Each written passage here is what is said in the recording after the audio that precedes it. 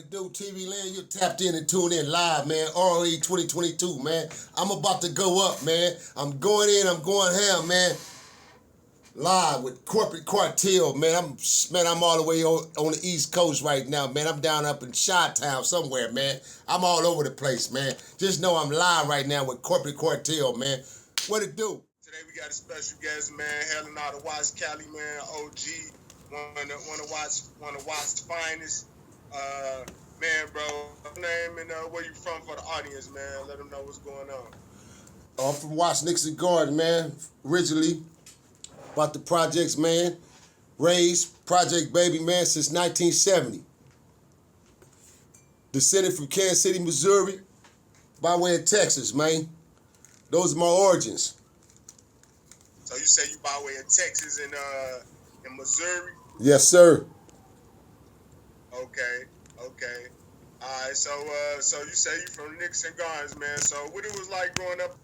Growing up in the 70s in Watts period,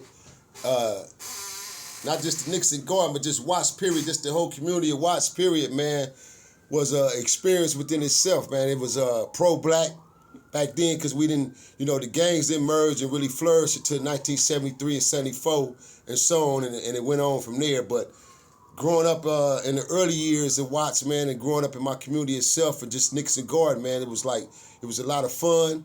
We grew up as kids, put it like this, I had the opportunity and was blessed in my life to be able to grow up as a kid. I wasn't forced to become an adult fast like a lot of the youngsters in this era, in this time zone. It's like they're forced to become grown at 15 and 16 years old. We didn't have that, we grew up as kids, we played marbles, girls hopscotch, bungee jumped, jump rope, tetherball, we went swimming. All of us knew gymnastics practically, damn near a whole lot of us that turned out to become, these gangsters and gangbangers and gang members. We all can tumble our ass off. We was definitely deaf in gymnastics, man, in the projects, a lot of us. I can name a whole list of us, But my relative, Amanor, he was a pioneer in the game, man, when it came down to tumbling and flipping. And we had a cat called White Boy Chris, my big homie Lightbulb, my homie Goo Goo. These dudes, they was vicious when it came down to, flipping and tumbling. So that's what inspired me in the tumbling. But a lot of us used to tumble, back in the days in the era. Like I said, we grew up as kids, we did kid shit. We hustled cans, for the summer, we did different things, we, as a group of kids, we would go swimming, we did kid shit. So it was fun in the early ages before we started adapting to the gang theory, man, to the integral plot that was plotted on our communities, all communities of America, basically. There was an integral plot, and we was caught up in that integral plot during that time and in that era. So it was very fun for me, coming up at that time, man, as a kid, great experience for me and my siblings. My turning point for me and what led me into the gang aspect of things, it was never peer pressure. Let's get that understood for one, because a lot of us, we think that gangs are based on peer pressure, and a lot of people don't know that, a lot of these gangs, cats don't join the gangs because they was peer pressured or they was pressured into doing so.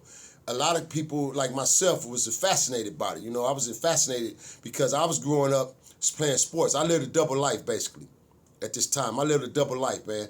I was a sports fanatic, and I was known in my hood already with a name, growing up in a name as great in football and baseball. I played sports, and gymnastics, and I swim my ass off. So I was a triathlon. I did it all.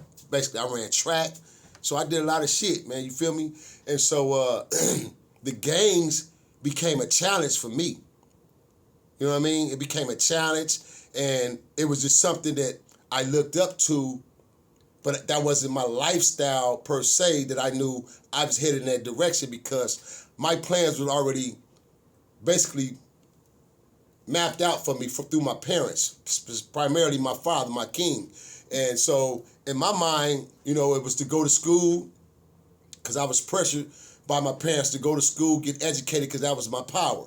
And that was always something that was always instilled in me by my father, that that's your power, man. Not your gun, not a bow and arrow, not any type of weapon or form. That weapon is to protect by all means and all is necessary when necessary. That was taught to me by my father. But your overall power is your mind. Feel me? I fought in Vietnam. I fought wars that some people don't come back home from. But the most thing that I gained from everything in my life was my education, is what my father telling me. So that was something that was always instilled in me to educate myself. So even having that mindset when I did cross over, I still went to school. I educated myself. Even in prison, I educated myself, read tons of books. I didn't do what the average cats would do, just fuck around in prison, just kill time. My killing time was studying. So my turning point, I would have to say, which is actually jumping into it head on, was when I lost the death of my parents and my little brother back to back. I was a youngin', 19, going on 20 years old. Just got out of YA for a couple of bodies, attempted body, two ADWs, an attempted body, and the body that I beat the charge. It wasn't me. The charges was dropped. And so I went to YA, had to do 5 years for attempt for paralyzing someone. And then, from there, that was my experience as far as leading me into the structure of the system. But I still had a chance. I still could be saved, sort of say. So my father was on me on that aspect, trying to save me from crossing over. And so once I got out of YA, 17, I called my first shits, man, when I was 16, 17, man. I got picked up and questioned for a body, and they let me go. And then I got picked up again, but for something that I supposed had done primarily, so they charged me. So this time they charged me with a body. They gave me a 187 and an attempted murder, and then 2 counts of ADW. So I ended up beating 187. You know what I mean? It got dropped. I got questioned on it. It got dropped. It wasn't me. I didn't fit the description, whatnot. And so they ended up charging me with the attempt to 2 counts of ADW. With the attempts of ADW and the attempted murder in the system, in the jurisdictional system, what that's called is called a shotgun approach. And I had to learn this in my adult years. I didn't know this in my young early years when I was 16 and 17 facing YA. And so they hit me with the shotgun approach. So my father spent a lot of money, for an attorney, trying to keep me out, keep me free from going all together.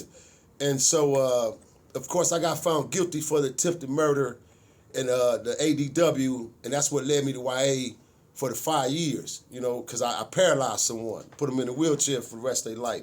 And so